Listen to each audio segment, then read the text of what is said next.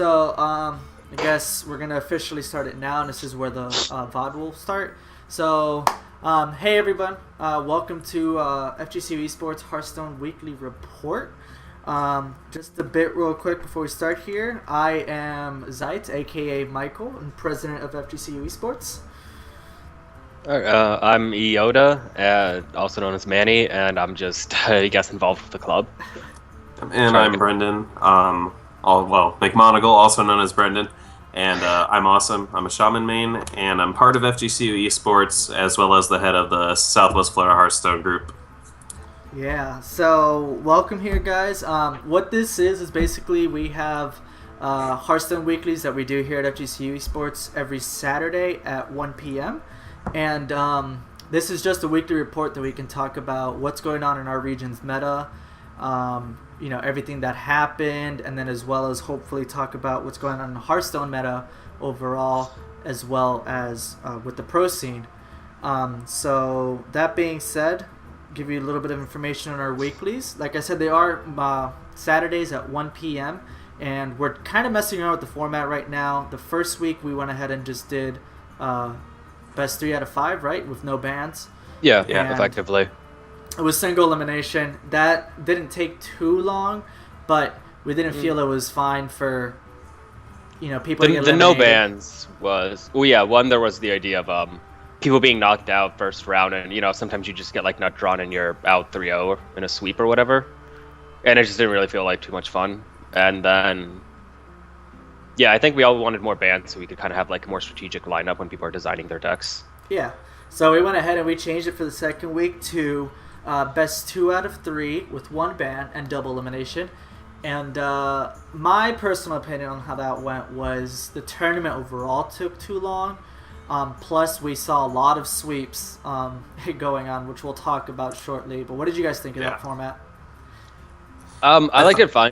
I think maybe it wouldn't have gone on so long if I'll let you talk in a second. If I know we had like I guess technically more staff or admins just to make sure like the matches progressed like as fast as they were supposed to. But I think overall it probably lasted about as long as like last week's, and we thought that one went on like a bit too long as well. So what were you gonna say, McMonagle? I do think there should be an automatic DQ, just as a suggestion, for like 10 or 15 minutes after your last opponent or your next opponent's match is over. If you're not ready, then there should be an automatic DQ just to get the tournament flowing. Definitely. Yeah, for sure. And we're definitely making some changes. A lot of the players put in some feedback, which, by the way, if you guys are listening in, they helped a lot. So we're going to be making a few changes here. And actually, I think I'll go ahead and announce it that this starting week, if we have it this week, because we don't know yet about Valentine's Day, so we'll get you guys updated. But the next time we have it, we're going to go ahead and try out Blizzard's new format of Conquest. And what that format is you have to win at least once with each of your decks. So we're going to be do best 2 out of 3 with 1 ban, again, of course. And what will happen is, let's say, Iota plays Shaman against your Druid, for example. I know those roles are switched here, but... Yeah, but... but if his Shaman beats your Druid, then you can keep playing as your Druid, but he has to switch to whatever other deck he has available. So that will stop a lot of the issues we had with sweeps, like combo Druid just coming in and wrecking, or Mech Mage, and spice things up a little bit. And it'll also force players to have to learn other decks in their lineup. So I think it'll be nice, and we'll have to see how the players feel about it. Yeah, that's definitely a good idea, because it'll definitely help everyone overall in the club and everyone who's playing in the tournaments get better at just the game in general, because you get to do more and experience more along with other players who are also doing the same thing. So yeah, for sure. Okay. Yeah, you're first to like diversify your deck list and stuff, and just not just play the one trick pony or like whatever flavor of the month is out right now. Paladin. Yeah, Paladin. Although I don't think we saw too much of Paladin this week. No, so actually, speaking of that, let's go right into the previous week's results, which we don't have up for you guys right here, but the first week we saw Larouk in our club take second place, and Inspecta with a first place win. And yeah, we did see a lot of Paladin the first week, a few different people. I know I personally got knocked out by Paladin, and some other players as well. I sweeped with mine, so. Yeah. So Yes, you did. You did sweep me. Oh no, you took one off me once I brought it out. Yeah. It was pretty overall, nice. though, I think the Paladin meta right now is very, very strong.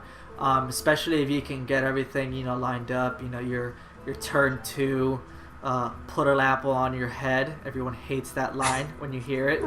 But yeah, and then putting in the muster combo with it to do quite a lot of damage, and especially even possibly clear an early game minion if you get lucky with the snipes from the knife juggler. But yeah, overall Paladin really strong right now, so I'm actually interested in the fact that we didn't see very much of it this week.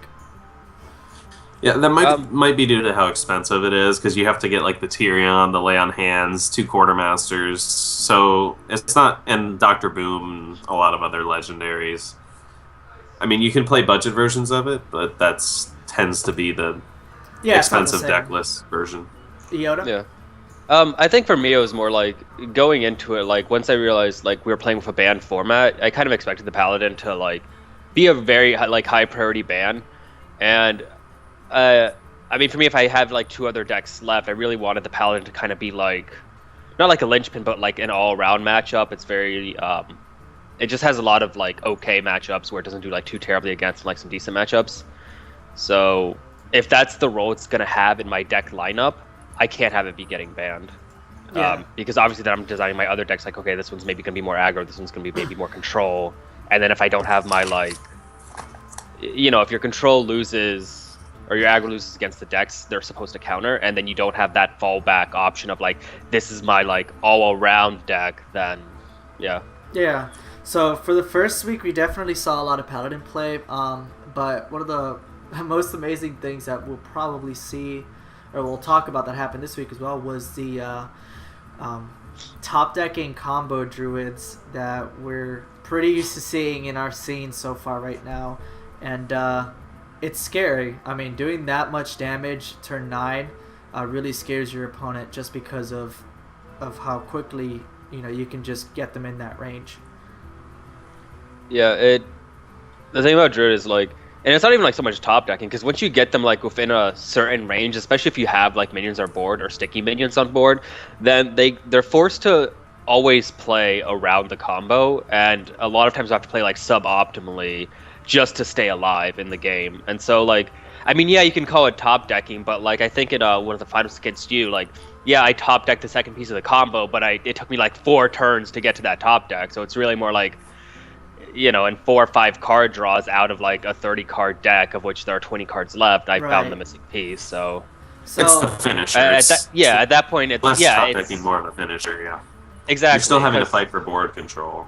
Exactly. It's not like the druid doesn't have other options to kill you, and I think in some of them I didn't really need the full combo. I had already done enough damage that just a single Savage Roar, just like some board and like some swipe damage did it.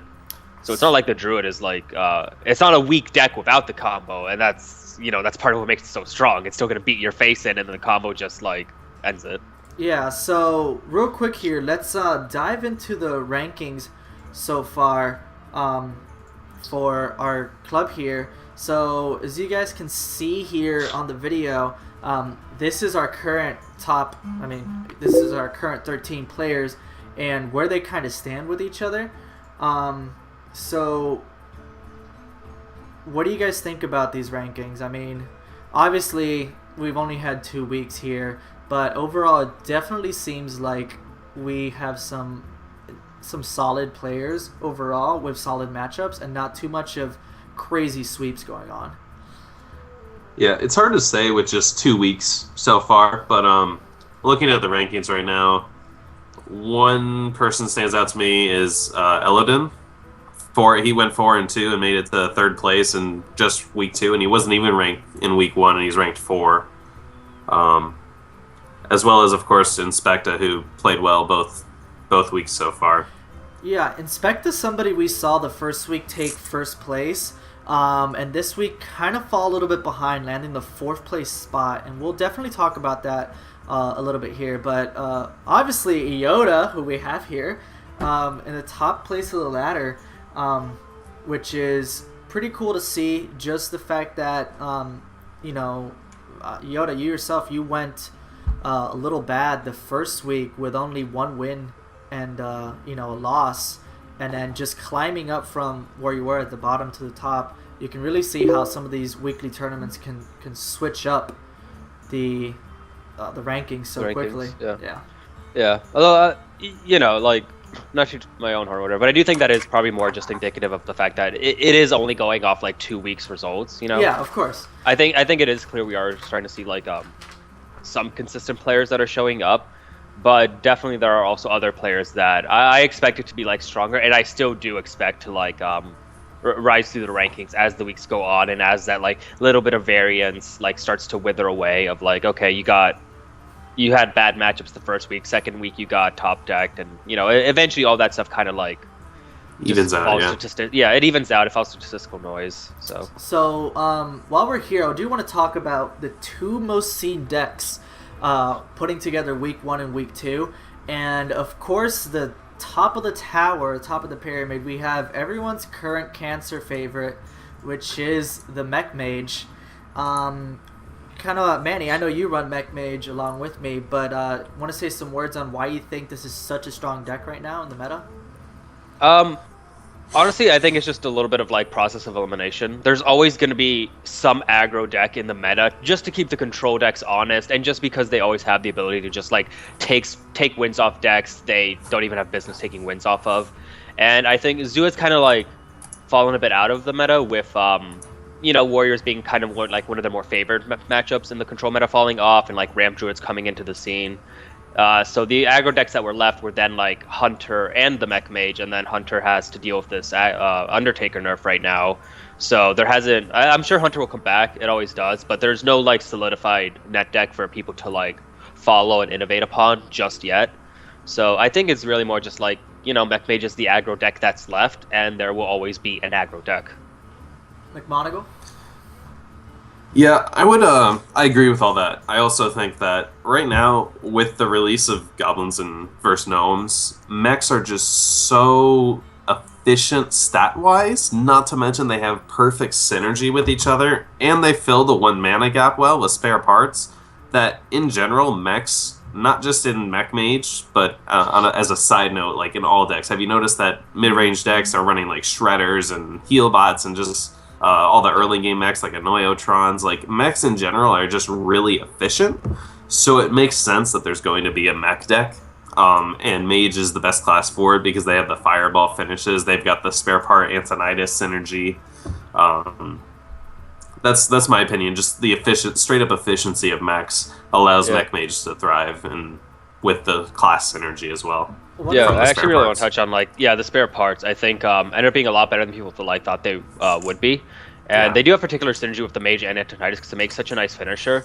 But yeah, you're right. They do just make like nice, really like 1 mana cost cards that like as you start getting to like those later stages of an aggro deck where like you're not always playing to your curve efficiently, they do just round out your curve. You aren't ever just playing nothing. Playing 5 mana for a 4-drop. No, you can drop your Shredder and like buff it or cloak it or freeze a minion or something like that. Something I have liked about Mech Mage is that we've seen it start in a specific way, and obviously there's a lot of very cookie cutter mechs you have in it, but it also has evolved a decent amount over the past few weeks.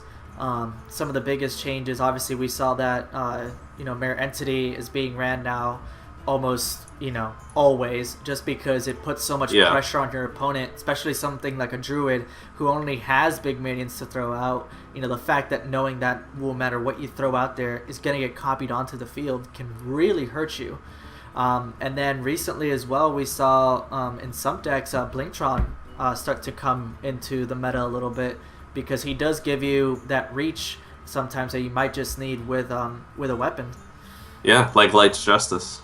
I've seen that plenty of times. That's 4 damage, so But yeah, interesting you bring that up, because I believe you decided in your mech deck you decided to go ahead and try the Blingtron build. Yeah, and it actually won me my match this last weekly. I was able to get 11 damage just out of Blingtron through the Death Spite that I got out of it. It was 4 damage the first turn, then another hit plus Blingtron himself. So I did get a lot just from playing that one card. Yeah, I mean that's 11 points of damage plus, like for 5 mana, it's not too shabby. Yeah. Especially like you can't ignore the fact that the weapon is basically a charge minion or a charge Exactly. spell. Of course. And then the second most seen deck, of course, is our other best friend, Malfurion Stormrage Combo Druid. Before we go on the Druid, I actually have a comment about the Mech Mage as well. Go ahead. You mentioned the Mirror Entity is obviously run as like a permanent card in Mech Mage now, just because of how it generates tempo. But I actually was thinking about some counters to Mech Mage since it's so like common on the ladder now. Everyone's using it. Yeah. Doomsayer. Oh yeah. If they have Mad Doomsayer. Scientist on the field, or if they have their Secret on the field, you know it's going to be Mirror Entity. So you either kill the Scientist, and then you just drop your Doomsayer for 2 mana, clears their board instantly. That's true. Oh, that's actually pretty good. I've tech actually card started. against it. Yeah, it's an amazing tech card, and because of how common Mech Mage is, it's actually very viable to run. Yeah, I actually like that. And it's even like, you don't even have to drop it into a mirror entity. You could just drop it on like some of their early boards just to stop their snowball before they have the damage to like take care of it. Potentially, yeah. Yeah, I mean, if they're just dropping like Mech Warper into a Neurotron Chugga, that's still not like quite enough reach, and you might just, I mean, you know, worst case scenario, you tank 7 points of damage. Exactly, If not- 2-drop if not a heal little for bit 7. more. Yeah. Yeah. So. Kind of like a healing touch. Yeah, but exactly. it's so funny to see them just like I did that today. I've seen multiple people concede to me just after dropping Doomsayer into their rear entity. It's so funny. Oh, that's great. All right, anywho, Druids. Yeah, so Druid, probably the biggest craziness we've seen so far in our, 2 weeks of playing. The first week, like I said, Larouk did pretty well with his combo Druid, pulling off the combo quite a lot and, getting some games that we honestly didn't think he was in a position to win at first while we were casting them. And then this week as well, personally, for me, I went through and cleared a lot of decks using just combo. And I know, between the two of us, Iota, the Druid is what decided it. The combo, it was just who got it first. Of course, we were doing a mirror match, but even against the second deck, it was just a matter of getting that combo quick. And it's exactly what you said. It's, yes, we have the turn 9 combo, but apart from that, we just have so many other things you have to deal with on the board that it's just hard for you to not take damage and to not fall behind sometimes. Yeah, Druid does a really good job of fighting for board in the mid-range. A bit to their detriment because, the flip side of that is if a Druid ever loses board, they have a very tough time taking it back.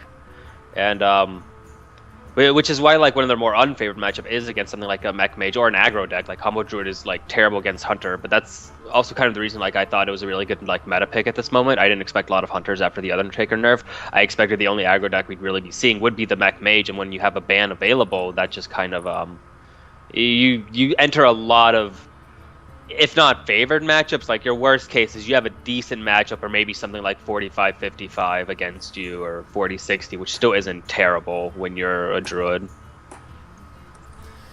McMonagle? So. Yeah, Druid just overall has great matchups because of the inherent like ramp of the class with the innervates and the wild growths. You just play ahead of the curve constantly, and they're just, as a class, they're in an overall advantage right now. I believe they're ranked number 2 on the most played decks in the current ladder, according to iHearthU.com. And for that reason, they're just so great at just taking control of the board and then just finishing the game with their combo.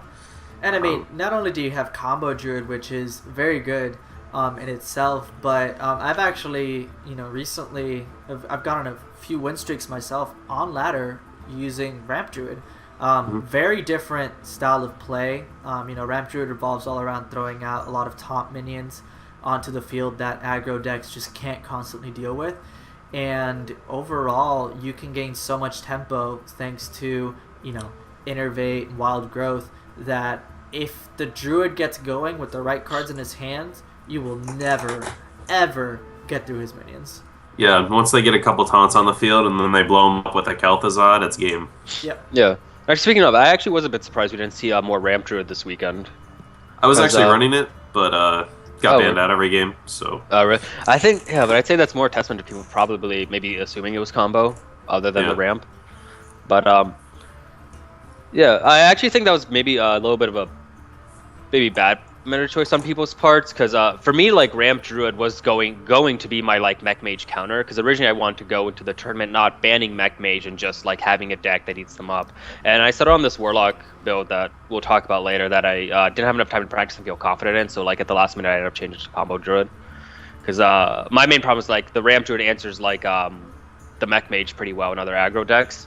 It's decent against control, not 100% against the priest matchup. I can take it, especially if you play it well, but because I like to run ramp without combo, it doesn't always sometimes have the reach, and if I don't get like enough draw to just out card advantage the priest, it loses. So I wanted something to stick to that matchup, because we haven't talked to that, but priest, which is a deck that's not always like too popular on the ladder, seems to be really popular in these tournaments. I know we had more than expected last week, and definitely this week as well. Yeah, so let's actually go ahead and jump into the top 4 of this tournament, and we'll go ahead and we'll start with our winner, which is you, Iota. So we're gonna jump in here and kind of show a little bit of what Iota brought into this tournament. So first we'll go ahead and talk about his druid deck, which we saw do a lot, and actually it got you the tournament win.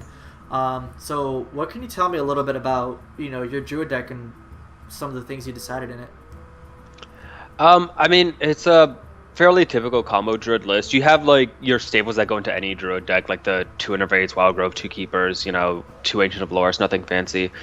I think the only thing that I really tried to do with my deck is I did try to tune it to be a bit more aggressive. Like, there's no MC tech. I purposely didn't put any zombie chows in it. Like, that's this deck against an aggro deck is already like not that great, because it needs to like take board fast and just never let it go.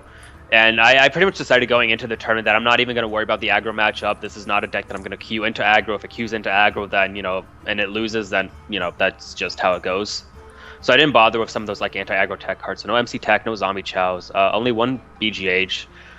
And then I just, I made sure to put in the 2 Shades, 2 Azure Drakes instead of 2 Druid of the Claws or Belchers, because I wanted the draw to just get into combo faster. And I think the only other big thing is I have no Cenarius, which I know you sometimes see in combo druids, because 1, it acts as a mini combo in and of itself, and 2, if you use it for the taunts, it instantly gives you a board whose reach is extremely threatening with combo on the following turn.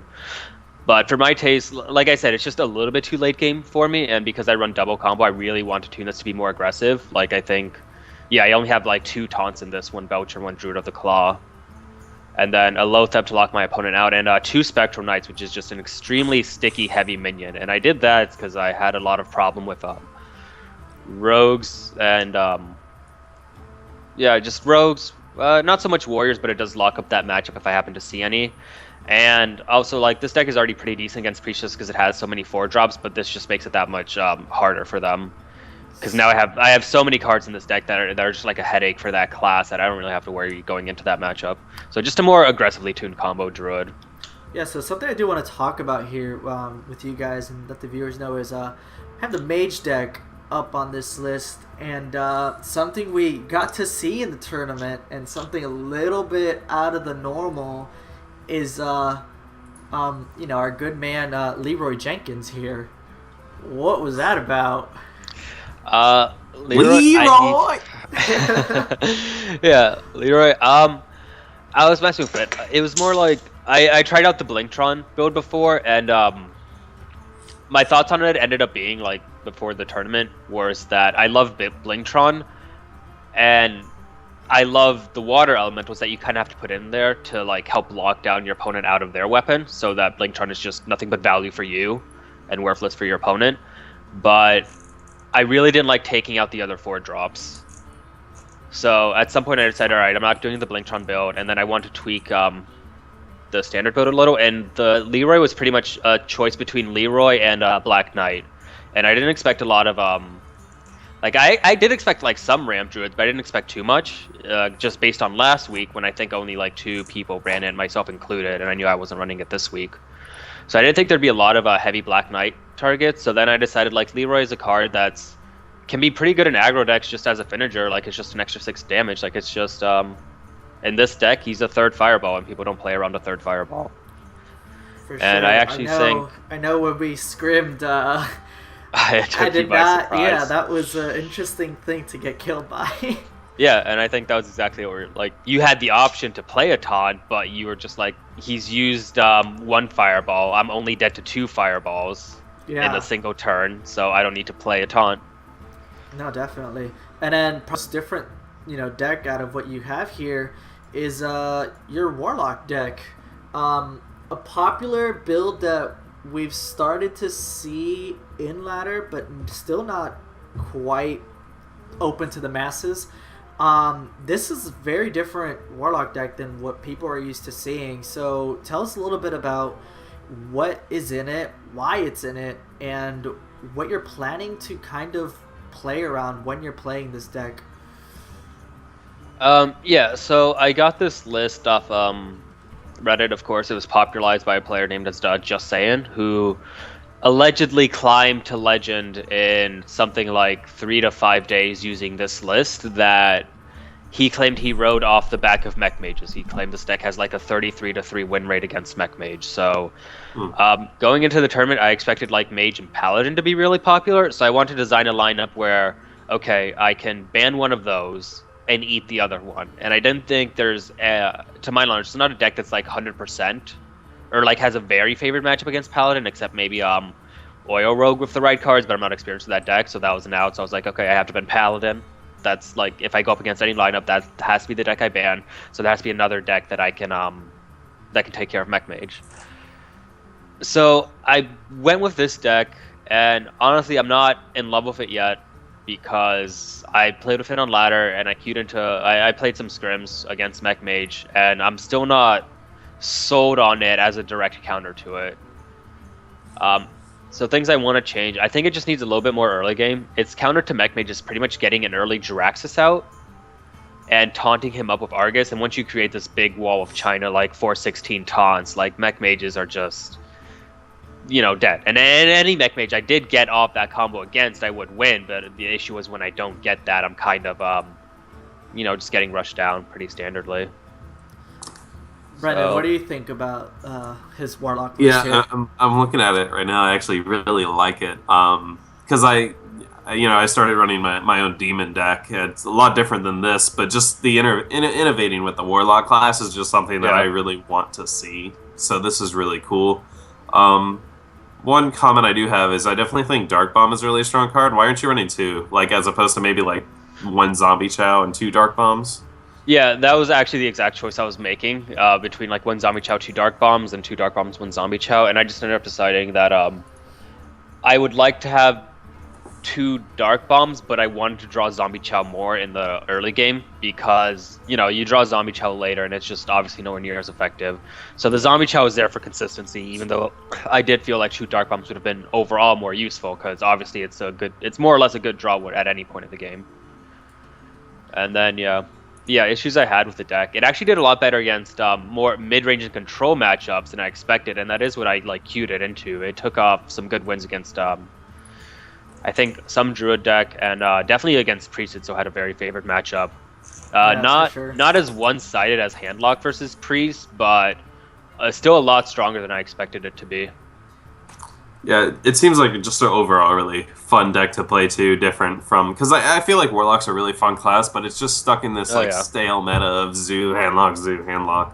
Yeah. So seeing this deck, seeing some Demon decks, other things, it's all mixing out. I think eventually we'll get a new archetype out of it. So yeah, and we'll actually later during this podcast talk about some of the Warlock comparisons because and you'll see there's 2 more Warlock decks in the top 4 here, and the main thing is that all 3 of them are very different play styles in all the 3 different decks, as you just saw with the Yodas. So we'll definitely talk about a little bit more of those comparisons later and get to judge what's so different about one from the other. But first of all, before we move on, Yoda, I just want to say, congratulations on being the champion for the 2nd week. Thank you.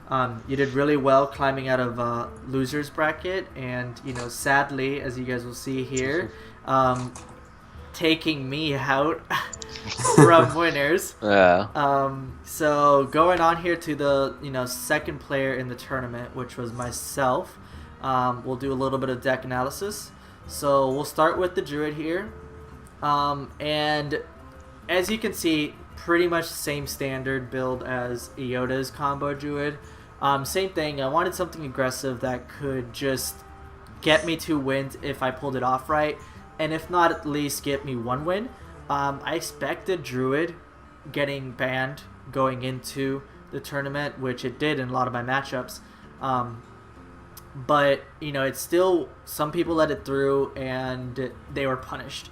And that's exactly what I wanted. I wanted to see that if you banned, one of my other decks, then the Druid was there to possibly punish you hard.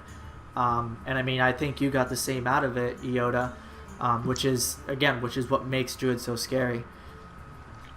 Yeah, I'll comment real quick. The only difference between your guys' decks is 2 cards, and that's Iota added 2 Azure Drakes, and you had an extra Druid of the Claw and a Black Knight. Yep. Yeah. So. And the Black Knight actually did come in handy a lot during clutch moments. So I was actually pretty happy that he was in there. I know he's a tech card, and I know that, right now he's kind of wishy-washy about where he is in the meta during organized play, but I've still yet to have one matchup where he wasn't used for at least, like a small taunt. And I feel like if he at least takes care of one taunt in a game, he's worth bringing out. Oh, definitely. I would disagree that he's not in a place in the meta. It seems like he's in most decks right now. Especially because Ramp Druid is still a thing on the ladder, so with all those taunts, but pretty much almost every deck runs some taunt minions. I mean, even with Mech Mage, you've got Anoyotrons. Which are terrible. So, yeah. Everyone hates those guys. So annoying. Hello! Yeah, I don't think you ever feel bad about putting Black Knight into any deck. And I think even when there was a point where you particularly fell off the ladder in place of Harrison Jones, basically, because Paladins and Warriors were everywhere right at the start of GVG. But even then, I think it was probably a bit overblown. You can usually rely on at least like a Sludge Voucher or something to get some value out of the Black Knight. So he was never a dead card. Yeah. It's pretty. I think it's more a question of like, do you want something a little bit more in the meta? Which I think for a lot of people, it's tends to be a battle between like the Black Knight and Harrison Jones. Like, what do you think you're going to see? Do you think you're going to see more taunts, or do you think you're going to see more weapon classes? Which I think like swinging a big weapon can be just a lot bigger. Like when Double Doomhammer Shaman was a thing, like Harrison Jones just like straight up pushed Black Knight out of the meta because he needed to. When you see a lot of hand locks with Jiraxis, or just even just Warriors and Paladins. If we start seeing more Blinktrons in like the Mech Mage decks, we'll probably see a lot more Harrison Jones. And if we're seeing more Mech Mage and Blinktrons, then we'll probably see less Black Knight. So it's a sort of a cycle. So it always goes back and forth. It cycles. But yeah, overall, I think even when it cycles like towards, say, a Harrison Jones, you're never sad about a Black Knight. For sure. So going here into the second deck, standard again, Mech Mage. Different than the one you ran, Iota. I decided to kind of go the Reynad way here. Reynad recently, did really well with Mech Mage, and that's when we started seeing a lot of Blinktrons. But something I really liked about his format of Mech Mage is that it focuses on keeping your opponent frozen, which you need in order if you're going to play Blingtron effectively without being so scared of what are they going to swing at me. Are they going to swing a 7/1 Gorehowl or an Arcanite Reaper for 5 damage? So some of the definite things here that stand out, 2 Water Elementals, of course, and that's just for the extra freeze. Running 2 Frostbolts, 2 Snow Chuggers, and 2 Water Elementals. There's 6 effective freezes in the deck. So it helps a lot for when I Blingtron out, so that I can swing at his face without being so scared of what's he gonna hit me with. And I mean that honestly helps me a lot in general. I don't know how I feel about only running 1 Anoyatron right now. It's a little iffy for me just because sometimes drawing Anoyatron early game can definitely help you out and help you stabilize if anything. But other than that, everything else has been working out pretty well for me. Yeah. Are you still happy with the Black Knight in this instead of Oh God, yes, it won me a game. So Okay. yes, 10 out of 10. Alright. Again, I mean, Black Knight, a lot of the times, like I said, gets a use some way, somehow. It gets a use. So as long as he doesn't sit in your hand for too long, I think he's worth it. So Yeah. And even if he sits in your hand the entire game and they don't play a single taunt minion and you guys start top decking, he's a 4/5. So Yeah, he's a Yeti. he's a Yeti. Yeti's not terrible. yeah, No. And especially in like an aggro deck like this, like odds are playing a 6 mana Yeti, which while not the greatest value, probably isn't clogging up your curve too much. Like your other big minions are other 4 drops, so you can still just like go ahead and let loose. yeah. Yeah. And Yeah, I then- think Oh, go ahead. I think my biggest thing, like when I was trying out this deck that bothered me, and I actually like that you did keep the mechanical Yeti here, is that I was dry on spare parts because I know Reynad's list didn't run any of the piloted shredders or the mech Yetis, and I think it also only had like 1 Tinkertown, if I'm not mistaken. So I just thought I was a bit light on the spare parts, which I really like to keep for, just having like extra Antonidas reach. So how did you feel that one for you? For me, the thing is, what I've noticed is a lot of the times when I finally get to playing Antonidas, it's either I have board control and bringing out Antonidas and getting a fireball would be nice, but not game changing, Yeah. or I don't have board control and bringing Antonidas and getting a fireball is not going to save my life. So, I mean, sometimes, very rarely has he come in clutch for me for the win. And I just felt that overall, just like the 2 water elementals did a lot more for setting up for the Blingtron, which is a turn 5 play if anything. Archmage, turn 8 play because you need the 1 from your spare part. Yeah. So I mean, I still don't know. I know he's ran in every mage deck, of course. I still don't know how I feel about him personally. Are you actually thinking about taking him out? I honestly might, just because I haven't seen him do very much. What would you want to replace him with? Well, I think it's also like some people always want the dream where you get the cloaking spare part. Oh, of course. Something actually I Cause- wouldn't mind putting in, and you guys will see that I actually have it in the next deck here, is Trogzor. Yep. So you'd run Trogzor and your mech mage? I would run it in Mech Mage. I mean, he's a, 7-drop, I believe? Yeah. Yeah, and it's Yeah. a 6/6, and the thing is, when you drop him, let's say you do have other bots on the field, it's gonna make somebody think twice about, throwing down an AoE, or actually on Paladin, for example, if they use Equality Consecrate, the first Equality gets the first Trog summoned, but when he plays the Consecrate, it will summon the second Trog before the damage goes through and anything, so your second Trog will actually live.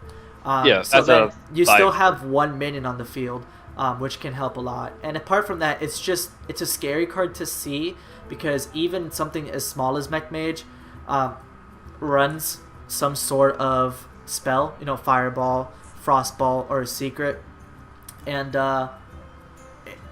it's if you throw it on the field, it's gonna give me a minion, and it's a strong minion at that. So. Yeah, Trogzor is an extremely good counter to all control, which is why I really think Trogzor is going to become a meta card soon, because I feel like control is going to start taking over personally. Trogzor I mean, I'd is say going it to already has to a degree. Yeah, and actually, But it's definitely slowed down to what it has been in the past. Definitely. So while we're talking about Trogzor, we're moving on to the Warlock deck here, or my Warlock deck, and it's an interesting deck. Yes. I would still classify it maybe kind of mid-rangey myself. It's mid-range. I've done really well with it. I mean, I've never lost a match and felt like I lost because my deck composition. I lost matches because, maybe I got really unlucky with a really high-numbered hand at the beginning. But other than that, I mean, the Zombie Chows are there to take care of early game, as well as Mortal Coil and Dark Bomb. And apart from that, I can do a lot to you. Originally, this was somewhat Epoch's list that he ran in the previous tournament not too long ago, and I really liked how he worked out, his synergy with, Demon Heart and the Mistresses or Implosions. But something I didn't like about his deck list before that I've changed was that he ran a Jiraxis and only 1 Demon Heart, and no Trogzor. You know, he actually run Dr. Boom, I think, or not Dr. Boom, sorry, Sneeds. And I just didn't like it because I realized a lot of the times that if you notice about this deck list, it has a lot of healing. I mean, you have the 2 Siphon Souls, you have the 2 Anti-Keel Bots, and actually before I had 2 Earthen Ring Farseers. And I was never scared of losing to my opponent from them hitting me, but I always decked myself out. I would get to the point where I just didn't have any way to kill them because there was just nothing to finish the game. And aside from that, the Jiraxis never came in to a position where I could play him because it would be going from 30 health or 28 health to 15 in a situation where they were able to maybe reach for that much damage. So I went ahead and took Jiraxis out, put Ysera.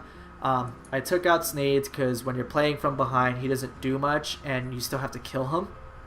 I put in Trogzor because at the very least, if Trogzor gets played and they try to silence him with a spell or they try to kill him with a spell or anything like that, you get the free Trog out of it. And then apart from that, I put in an extra Demon Heart just because I like the consistency of it, because swinging to face with Mistress of Pain for 6 damage and healing for 6 is scary. That's my favorite combo now. Yeah, that can be almost game ending right there. Oh yeah, in a way. So I mean, it's worked really well for me, and I know against I played against Beppo at one point, and the only reason I won that matchup was because of the Trogzor. I mean, he was playing Fatigue Mage, and I was talking to him about it after the match, and he says that once I put down that Trogzor, he just couldn't answer it. Yeah, Fatigue Mage is just all spells and a few taunt minions, so yeah. Yeah, so overall, I mean, I really like this deck list. I just like how unique it is and how different it is from a lot of the Warlock stuff you see out there. And it's just worked amazingly well for me. So I mean, expect to see it again. Maybe a little bit of few changes next week or the week after, but definitely expect to see it again. Yeah, what changes are you looking to make? Like, what are the weaknesses of the deck that you found so far that you're I mean, if you don't have like an answer now, that you're trying to find an answer to with your changes. Yeah, I thought that maybe, I don't know. I was thinking like KT's nice. I really like him, but again, like I've found situations. You need to be winning. Yeah, and I've found situations where like even if I am winning, playing him, you know, it doesn't do too much. I have to be in like a really good spot. So I might take KT out and put in a different legendary, maybe a Ragnaros, maybe Dr. Boom. Actually, honestly, I think it's probably more that you don't have a lot of minions that you can usually readily sacrifice. Yeah. Like, maybe Sylvanas into something like, alright, you can sacrifice like Implosions, but it's just a bunch of 1/1s, and one of the, like, your biggest mid-range threat is basically Twilight Drake, and that is kind of designed to be a card that's hard to kill because it comes out as like a 4/8 or a 4/9, and that can be hard to synergize with a KT, you know? Yeah, for sure. So it might just be that. So, yeah, like I said, expect to see it, but definitely some changes. And then now we're going to see here for the third, you know, person during the tournament, we have Elodin. And he actually ran some pretty unconventional stuff. I love his Shaman deck. That's my favorite deck in the game. Is his Shaman deck. His Shaman deck. So let's start with his Rogue deck first here. And Mech Rogue. Oh yeah, it was a Mech Rogue. What did you think about that? I mean, all mech decks are very similar. Like their core is pretty much just gonna be like the double Mech Warper, the Harvest Golems, probably, definitely Tinkertown, Snow Chugger, some Yetis, all that. And pretty much the difference between this and cards, basically. So we're basically comparing maybe like a Snow Chugger to the Iron Sensei. And I think Iron Sensei can do quite a lot. I think, Iron Sensei, as far as like the class mix goes, definitely one of the stronger ones. Oh, we actually do see one oil.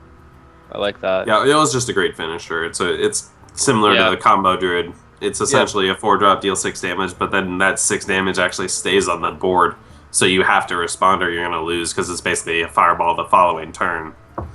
Yeah, and I think he did really well with the deck overall. It just had a lot of answers, and even like I know, you know, he had his game against Inspecta actually to see who would get to face you in losers, Iota, and you know, just just the pure face damage that Rogue can throw without being scared of what's on the board won him that game with Eviscerate and whatnot. So yeah, I mean, I think Mage definitely has the Fireball and the Frostbolt, but Rogue has Blade Flurry. It has, Tinkers for it, and it also has things like Sap and Eviscerate, which can just do so much if you're not careful. Yeah, that's actually what I want to comment on, like the difference between this and like traditional back mage, which I think Rogue can probably like keep tempo a little bit easier and contest the board against other aggro decks with their weapon and deadly poison, and then like the Blade Furies and Saps. But I do think the mech mage's reach is probably a little bit better between Antonidas and the Fireballs, because I do agree, like between the Tank Masters and Eviscerates, Rogue can probably reach more, but it is combo dependent. Yeah. Not just from like the actual like combo mechanic, but it does rely on like a few cards to do it. Whereas like you top deck a Fireball, you're pretty much like good to go. For sure. You don't really have to think about that play. Overall, both decks play the same. Very, very similar though. Mech Mage, Rogue. I mean, you have the same base minions. Then you've got spells that reinforce the reach or the board. And they're both gonna snowball like just as hard out of Mech Warper. Yeah. Yes. I think maybe Mech Mage snowballs a little bit harder against weapon classes if one of their minions is Snow Chugger, but that's about like the only difference. You pump out 5 minions by turn 3, then that's 5 minions on turn 3. Yeah. And then going here to his mage deck, again, different. Definitely different. I think this is more of a fatigue mage build. Yes, it's fatigue mage with a few differences here. I mean overall, again, when I played against his mage, Trogzor again came in clutch. So I don't think he expected that. I'm not sure he got to play the mage against anyone else, because I assume everyone, when they saw mage, they raced to ban it because they didn't want to deal with mechs. I didn't get to see too much out of Elodin with this mage, but I think it would have been actually a lot of fun to see him play this a little more. Fatigue Mage is a very interesting deck because of the way that you mill them out with cards that you wouldn't expect, like Deathlord. Like, you think counterintuitive Deathlord puts you at a huge disadvantage once he dies, but then with Fatigue Mage, the strategy is to get those minions out of their deck and you just board wipe them. It was innovative, exactly. And a lot of people hate it, and there's a lot of saltiness towards it from a lot of people, but I tend to like the deck overall. I really like this deck too.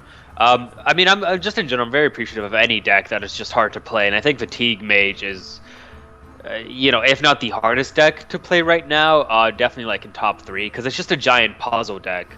It requires so much knowledge, not just for your own deck list, but the meta and your opponent's deck list, because you constantly have to keep track of like, what are their threats? Can I answer this now? Can I afford to answer it with this card, or do I need to answer it with a later threat? And you literally need to keep track of, like, I have 7 answers to their 6, and there's just so much to do. It's just a giant puzzle deck. Definitely. One change he made... Sorry, what? Go ahead. Okay. One change he made that most Fatigue Mages aren't running is the Pyroblast, which I guess I can see as a good finisher, but in general, most Fatigue Mages don't run that because you're not really doing damage to them until you start fatiguing them. Yeah. But, exactly. there are some matchups where you do end up hitting their face a few times with the Sludge Belchers, and I guess Pyroblast could put a lot of pressure down. Yeah, I could see that. In general, I'm probably a bit less appreciative of the, like, Pyroblast. Yeah, same. Because, yeah, it's not that I don't think it's good or it, like, can't be used. I mean, obviously, like, every card has its uses at some point, but I think it just doesn't, like, really fit what the deck is trying to do. Honestly, I would have liked, as a replacement, like, personally, I would have taken out Pyroblast and maybe Vaporize and put in Sheep. I was thinking of Vaporize. Yeah, Sheep are usually run in the Fatigue Mage. Oh, yeah, actually, there are no explosive Sheeps. Yeah. And I mean, also it's the 2 damage to the whole board, so... Yeah, the portals, the Sheep, and actually, I think the biggest thing here is there are no echoes. Yeah, not a single. Oh, wow, yeah. That is no extremely unusual. Yeah, that's really weird. I think he went for the duplicate, hoping that would pay off enough. Yeah, but Fatigue Mage usually runs duplicate too. Both. Yeah, it runs both because so the deck doesn't have draw, but duplicate and Echo Medivh serve the same function as Yes. draw because they are just card advantage, while being themed to the fatigue mage, and that you're getting this card advantage without actually going through your deck, which fits your theme of like milling them out slowly, and then Oh, for sure.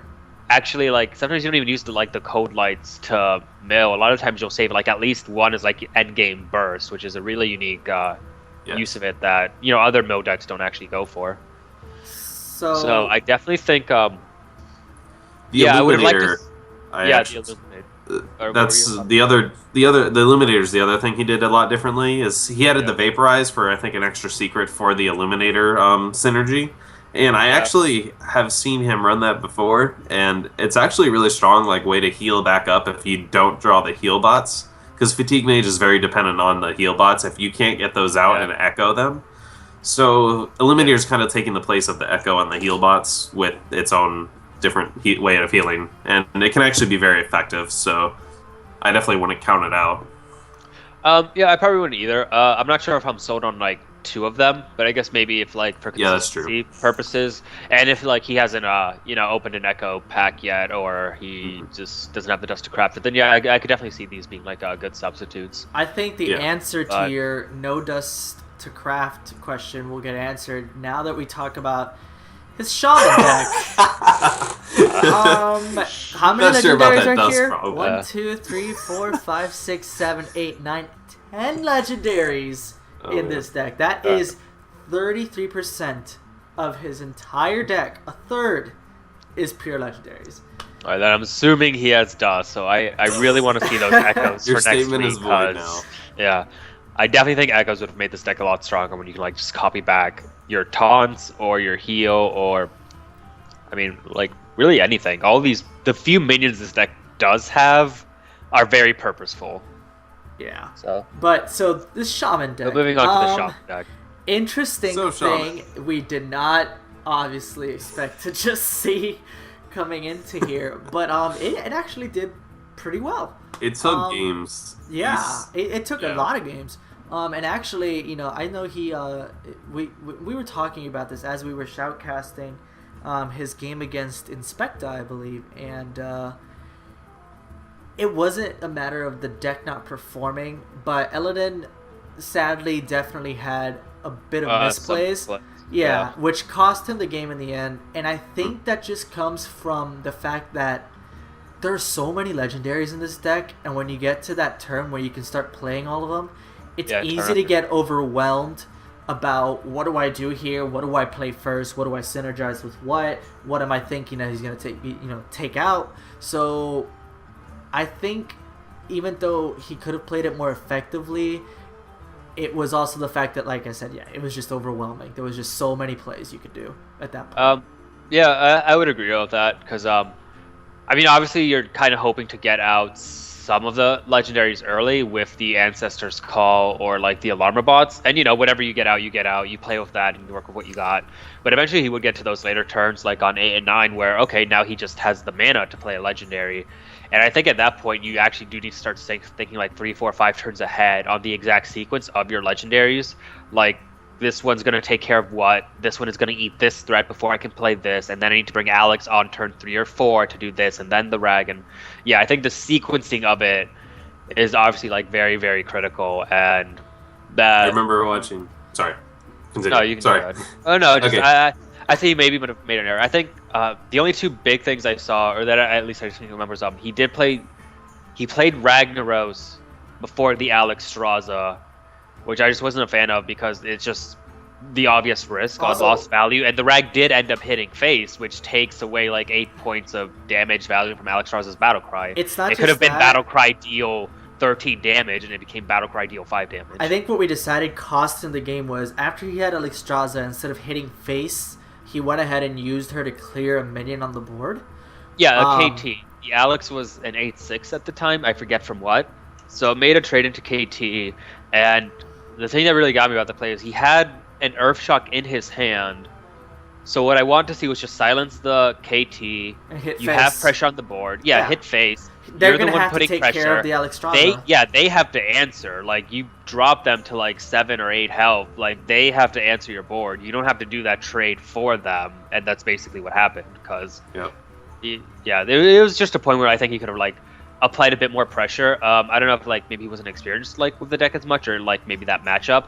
But I definitely think with, you have like 10 legendaries in the deck. Like, you just need to be like, bitch, you like answer this. Like, what are you gonna do to my board? I don't have to worry about your stuff. I'm going to drop dragon after dragon after dragon and just see what you got. Yeah, that's the whole point of the deck, is just to overwhelm them with like tons and tons of legendaries, and they just run out of answers. Like, a shaman can only run 2 hexes. A mage can only run a few fireballs and polymorphs. You only have so many answers to all these big things dropping on your field.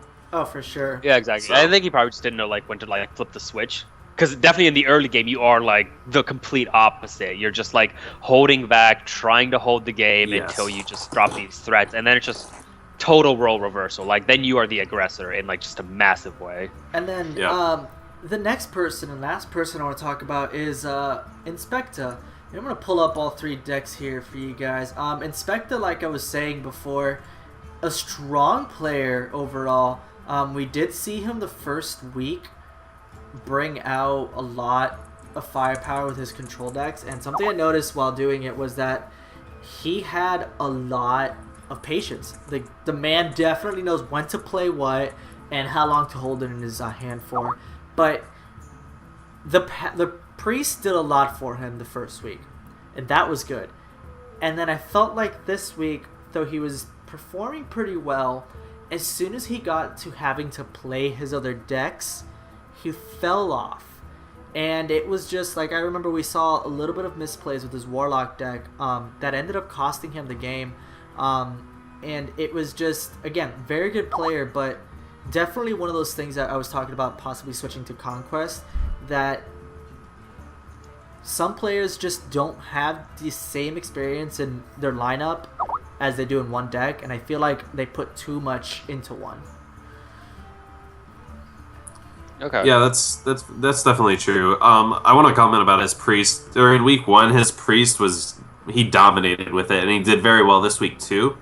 I want to make a comment because I used to be a big priest player. I'm not anymore, but he's actually not running any Shadow Word Pains, and he's running 2 Cabal Shadow Priests, which is something you don't usually see. And 2 Shrinkmeisters. He actually has 1 Shrinkmeister. He does. Yes. Yeah, it's 1. Which it's 1, is okay. what's surprising, but I kind of see the synergy there. Sometimes Shrinkmeister can just sit in your hand, especially since he's not running 2 or even 1 Pain. It's hard to get Shrinkmeister value off of it. Yeah. I think during the tournament I was spectating one of his matches, and he just had a Shrinkmeister sitting in his hand, and that was the only one in his deck, so... Yeah. I would say he doesn't have a Shadow Word Pain, but he does run 1 Smite, which can be used as a makeshift Pain. Mm-hmm. Sometimes, like against the weaker minions. Obviously, like the Dream of Pain is probably like a Sludge Boucher, but always. But and he does also have like an Abusive Sergeant, which is fine just to drop naked on the board if you just like really need to contest, like there's nothing in your hand. But it can also like just bump up those 3 attack minions into death range if you have to. Oh, for make sure. That play. So there is like compensation for the no pains, I feel. Again, very strong player. Sad to see that he fell off a little bit here this week. But I mean, I think top we're four definitely still. going to. Yeah, I think we're definitely going to see a lot more out of him. And honestly, for me, it just amazes me how patient and he can be, and how far ahead he can read his opponent. And I mean, I know you do the very same, Iota. And actually, he fell out of winners bracket against you, and it was just because the priest matchup is something a lot of people are scared about, but it's, as you always say, it's reactive. So if you have to put them in that situation instead of them putting you in that situation, you get a lot out of it.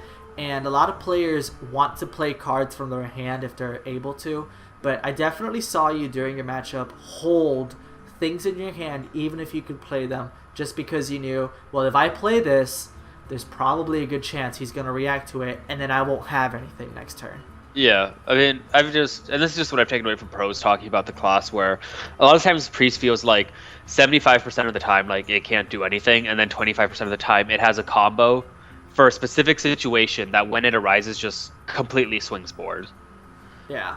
So a lot of like playing against Priest is just not extending it, but I know for me going into that matchup, and I will say it probably just commenting on like Inspectus Priest deck overall in like this particular tournament's meta in general was probably just it had bad matchups. Like we just saw like combo Druid everywhere, and Mech Mage, while Priest is pretty good at like stopping aggro decks, if sometimes you just because they're like combo pieces as opposed to being standalone cards, if you don't draw like your Arcanite Circle before you're overrun, then that's just it.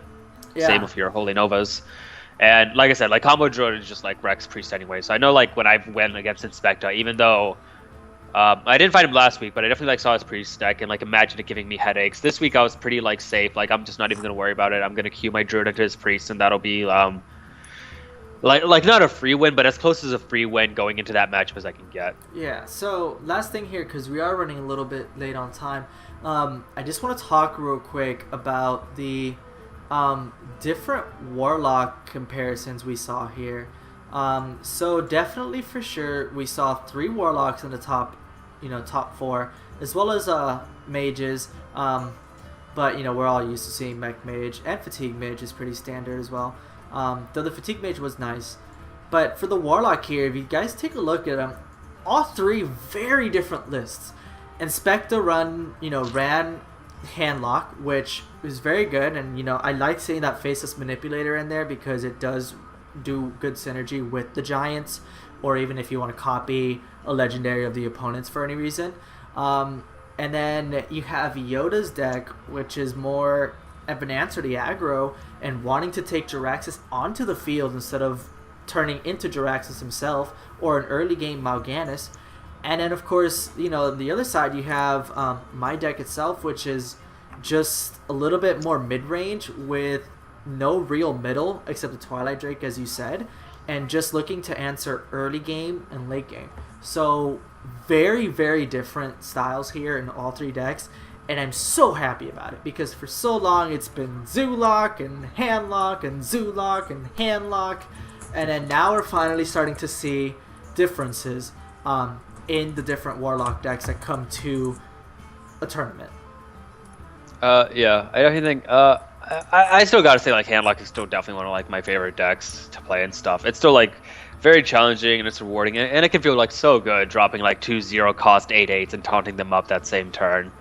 But as for the diversity of these decks, if anything, I'm surprised like this kind of diversity hasn't come out of this class sooner, because I think this just rests off the back of like the Warlock hero power. Like I think every deck at some point has to find some way to draw or fit in draw into their deck, or unless you're just like so aggro like Mech Mage that you just kind of like hope you draw what you draw and like just go for it. But the fact that like Warlocks don't ever have to look for a draw because it's ingrained into their hero power just lets them be a lot more diverse with their like classlets, and it lets you like take maybe like riskier approaches or like more gamely approaches because you will always have that consistency. And it's so flexible. You don't even have to go into any matchup thinking like, okay, I have 2 cards that will let me draw up to 2 cards. Like, no, you can draw 1 card throughout this whole game, or you can draw 8. Like Monaco? Yeah, with Warlock, it's the cards when you need it, like you're saying. And I think the reason that we've always seen Handlock and Zoo just the only Warlock decks is because Warlock as a class, like if you look at all the class cards, all the demons, most of them up until GVG were really bad. Just blatantly. So all the only viable Warlock decks were to sort of take their very different hero power and almost abuse it. And we see that with Molten Giant and Mountain Giant. We see that with the Zoo, like efficiency, tempo. And so both those main Warlock archetypes are just abusing their strange hero power. But like I said, it's nice to see these new Warlock decks, and that with the buff that GVG has brought them, they're finally finding a more normal place.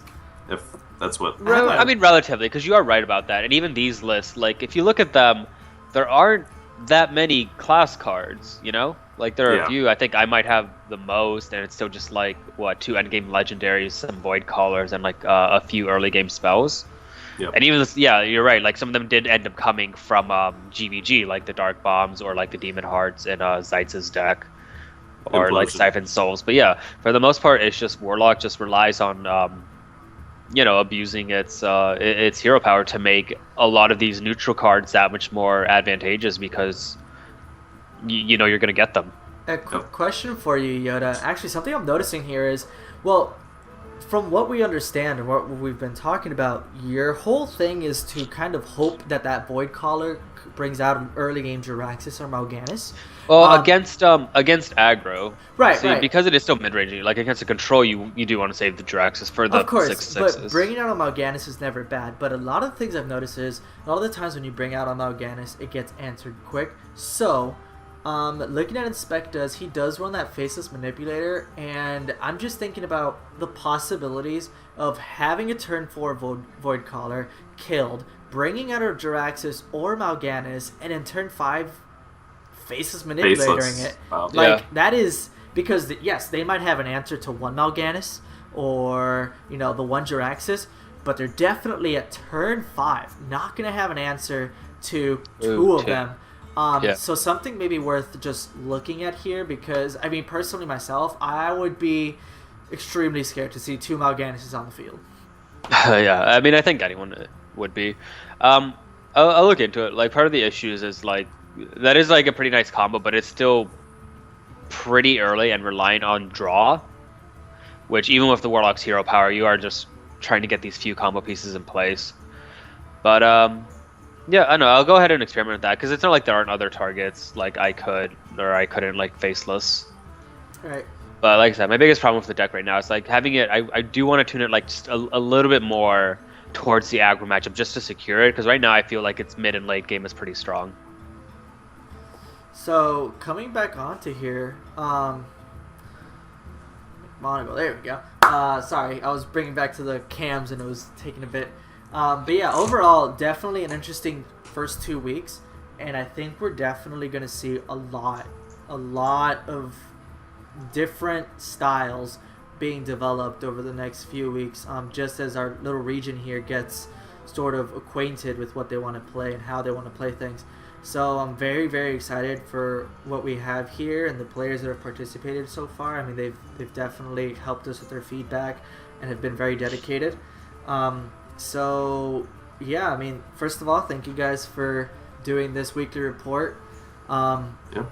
Overall, we'll be doing this hopefully every Monday around, I don't know, today was 7, but we might change the time. We'll definitely let you guys know. And then as we're told here, every Saturday we run a Florida tournament, mainly Southwest Florida, for people who want to play, other competitive players weekly and kind of develop its own meta. And then aside from that, we actually have a really large tournament we're hosting on March 7th, I believe. And that's going to have, prizes, some cash prizes, as well as some giveaways, things like that. So if you're interested in, applying for that or playing in it, it's a $5 entry, but it's open to everyone.